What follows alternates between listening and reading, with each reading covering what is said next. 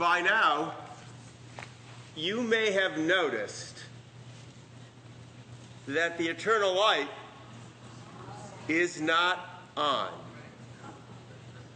Now, you may have thought that the bulb burned out right before services and we didn't have a chance to pull the ladder out, place it. Or maybe you think the power source is broken and we didn't have a chance to get it repaired.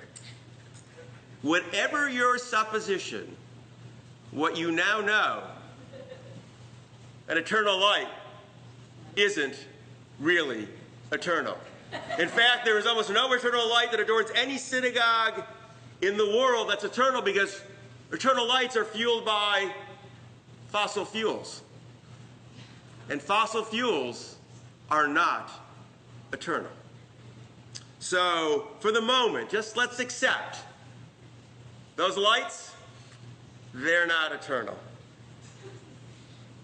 We first lit our eternal light, well, it's precursor, if you remember the service, because we didn't have the final version of it, but that's a conversation for another day. We completed and turned that light on for the first time in 2001 when we dedicated our congregational home. 13 years ago, we were full of hope and joy and excitement, and we were so proud of what we accomplished. The beauty of the building, the way this sanctuary captures the philosophy and value of the congregation. And like all the liturgy that we read tonight and all the liturgy that we've created throughout the years, we wrote a very special service. And we wrote about the eternal light. We read in part, as we consecrate our eternal light, we celebrate our quest for knowledge and truth, for meaning and understanding. As we remember the flame that lit the temple in Jerusalem, we celebrate a Judaism that embraces new rituals, new voices, and new times. May our light pierce the darkness of apathy. May it be a comfort and a challenge to all who gather under its glow. We wrote our service alluding to the eternal light of the temple, fueled then by olive oil. But more than just hearkening back to ancient times, we gave voice to what we wanted this light to represent, to pierce the darkness, to challenge us every time we saw it, to live up to our ideals. When we entered the sanctuary, we see the light. It's supposed to ask us to be our best selves, to remind us of that which we claim to hold, our values and ideals. It should pierce the darkness. It should call out to us, asking us to be all that we are possible of being. For this light is part of the context of this sanctuary, a unique sanctuary that is different than any that you will encounter anywhere else in the world. Stained glass windows that you see certainly better in the day than you in the evening. Big Bang, evolution, science. Arches over the congregation that say that you, the congregation, give us, the rabbis, the authority. It's not the past that deems us rabbis. It's you who say we are willing to listen. And an eternal light, when it was completed, that had woven into the flame DNA, double helix, a symbol of humanity itself, that which makes us unique and who we are. It asks us to live up to our responsibility, and that is what Rosh Hashanah reminds us to do as well. As we prepare to enter the new year, we're not merely passive beings, we are alive. We need to be engaged and thinking and participating. We are the actors that affect and make change. We cannot and we must not underestimate what we human beings can do through our actions. We lit that light full of hope. It was a Friday night, September 7th. 2001. 4 days later, 2 planes hijacked, hit the Twin Towers in New York. They collapsed. Thousands were killed. A plane was hijacked and flown into the Pentagon. Hundreds more. A plane over Shanksville, Pennsylvania was hijacked, and the passengers jumped up to try to retrieve the plane from the hijackers. They fought. And the plane went down, and hundreds more were killed. It was a day that was transformative in America and throughout the world.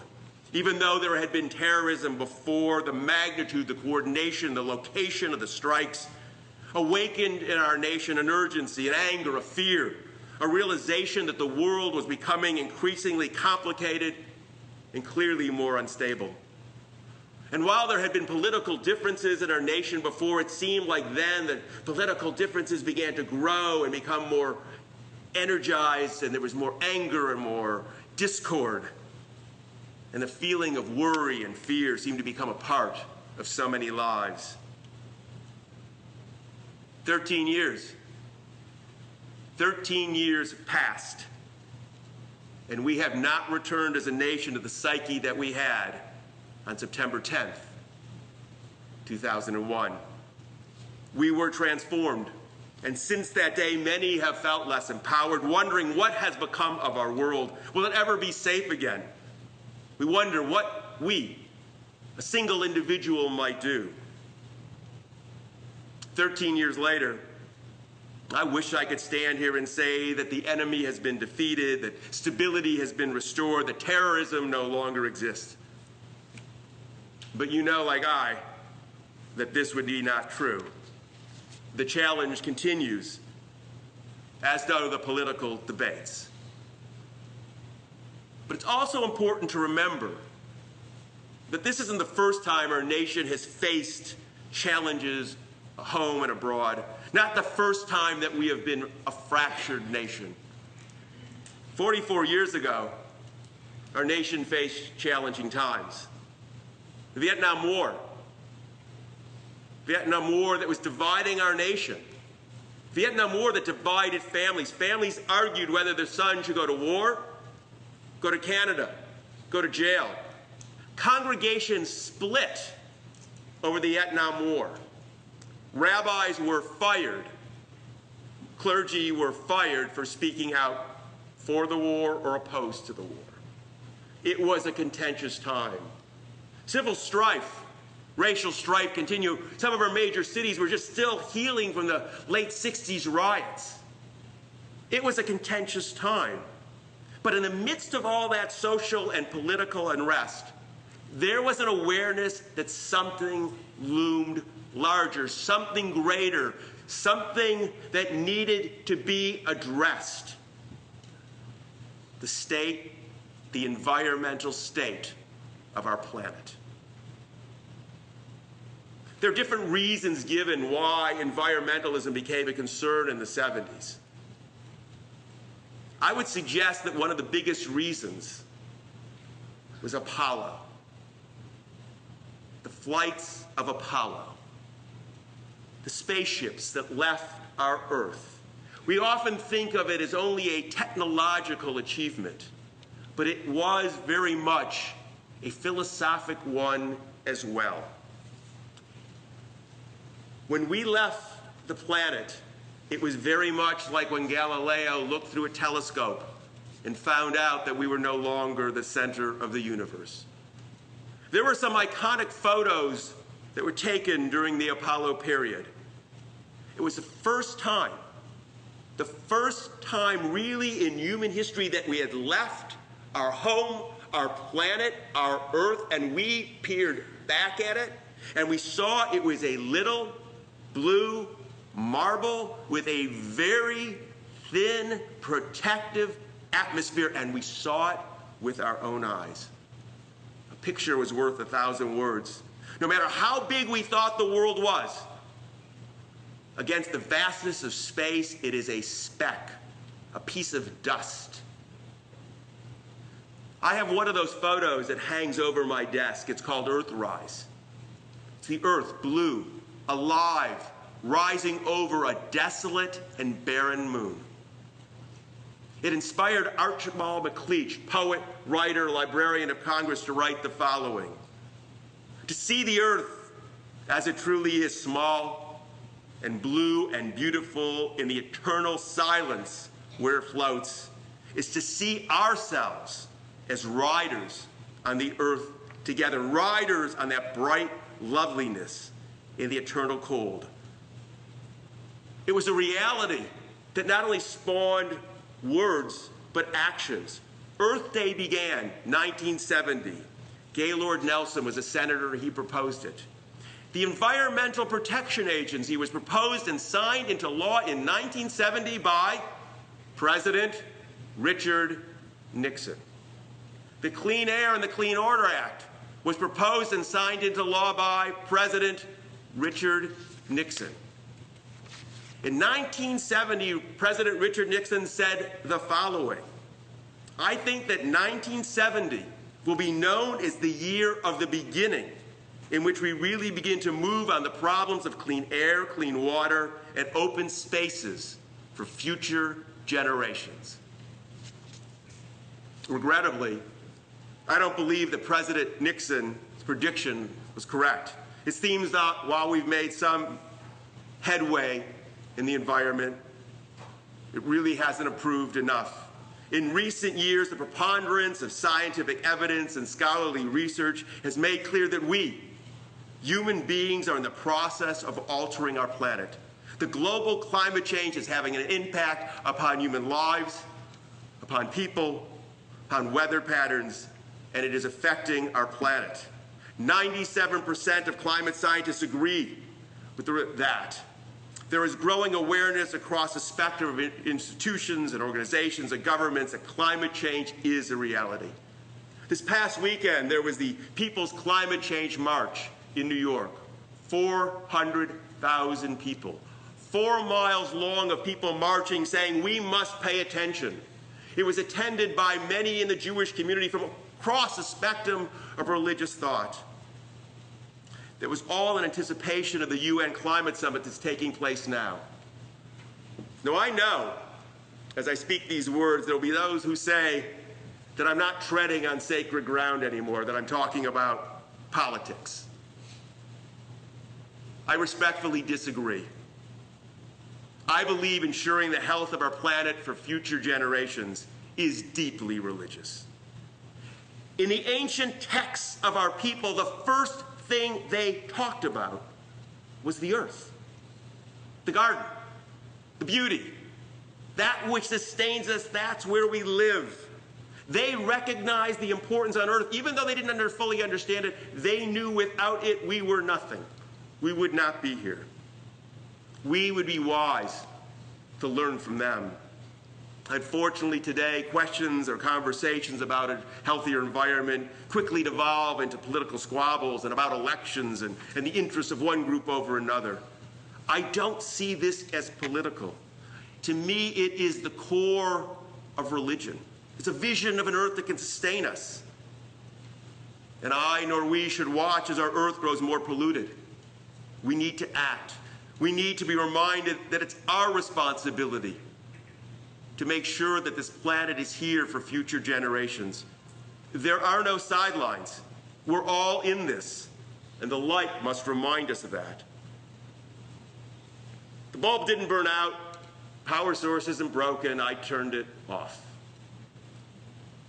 But we're going to turn it on in a moment. But it's not going to be the same light. For this time, our light will be an eternal light, not powered by fossil fuels, but rather by the light of the sun. Some of you may have noticed when you came to congregation in the last few weeks, there's a cell or something on the left side of the building. It's a solar power cell, which now serves as a source of the energy that will power this light. Now, I know that one light off the power grid won't stem global climate change, and I doubt our board will see a difference when it looks at the budget that we've saved any money on our energy costs in the year to come. But it isn't meant to be a final act. It's a step in a process, symbolic of what we need to do, our role in creating a healthy planet. When we switch it back on, we're going to be putting front and center in this sanctuary a reminder of the responsibility that rests upon us about our planet, about our earth, about our home, that it will be hospitable for future generations. My hope is that it will be a call to action. Acting individually, truthfully, we have little impact.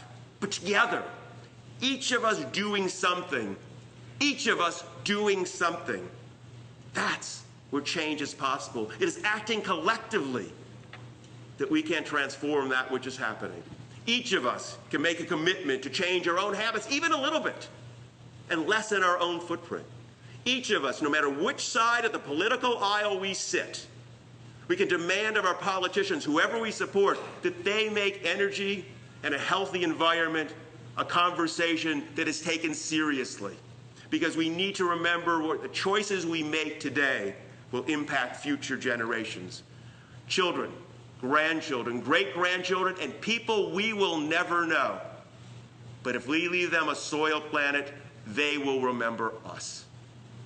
We can ask power companies to offer alternative energy sources, and if they charge us more, we should be willing to pay for it. We should do something and make a change so it is different. And we should ask companies from which we buy our products to be more responsible as well. We can't do this alone, but together, following different paths, we can make a difference. There is another spacecraft that flew even further than Apollo. It's actually the spacecraft that's gone further than any other human-made object. It's called Voyager. You may remember it's been on this journey for decades now. Well, those cameras were already pointed forward, looking out to where it was going.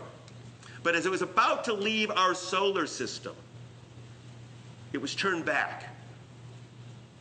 And it took a picture of the Earth. And it was a little blue dot, a speck. And Carl Sagan, having seen that, wrote the following.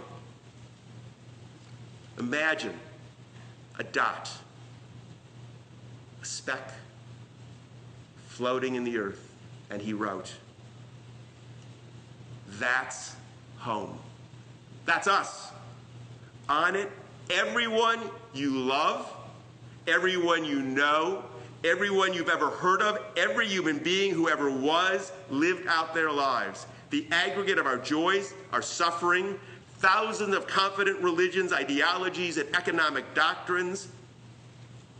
Every hunter and forager, every hero and every coward, every creator and destroyer of civilization, every king and every peasant, every young couple in love, every mother, father, hopeful child, inventor, and explorer, every teacher of morals, every corrupt politician, every superstar, every super leader, every saint, and every sinner in the history of our species lived on a small speck of dust suspended in the sunbeam. Our planet is a lonely speck in the great enveloping cosmic dark. In our obscurity, in all the vastness, there is no hint that help will come from elsewhere to save us from ourselves. And he concluded, to me it underscores our responsibility to deal more kindly with one another and to preserve and cherish the pale blue dot, the only home we have ever known. As we relight our eternal light, we need to recommit ourselves anew to accepting the responsibility that rests upon us. Our planet will not be rescued from someplace else. It will only be saved if we choose to save it. As we enter the new year, we're reminded that Rosh Hashanah, in the mythology of our people, is the birthday of the world. It's the day the world came into being, our ancestors said. Well, we know this isn't correct. We can appreciate their vision that this earth is essential to our lives. It is our home. By changing our eternal light to a solar power light, we're adding a new element to this sanctuary, a new message that illuminates the space. It reminds us that we human beings are the principal actors on this planet. We've already altered our nature's direction, and if we continue changing the climate, we have damaged the spaceship Earth, not only for us, but for generations to come. This is the only planet that we can access that supports human life. We have a responsibility to ensure that those who come after us have a place to live. It is not somebody else's responsibility. It is ours. This isn't about one eternal light and one sanctuary. It's about every person seeing him or herself as something larger than themselves, accepting the responsibility that comes with knowledge. We know we're changing the earth. We know it. We have a responsibility with that knowledge to do something about it. We no longer can afford the luxury to ignore the obvious, that without systemic change, our planet is facing a crisis of epic proportions, and future generations will suffer, and future generations will hold us accountable. Buckminster Fuller said it in 1963. We are not going to be able to operate our spaceship Earth successfully, not for much longer, unless we see it as a whole spaceship and our fate as common. It has to be everybody or nobody. Thus, on this Rosh Hashanah, the mythic birthday of the world, as we rekindle our eternal light, let us accept the responsibility that rests upon us.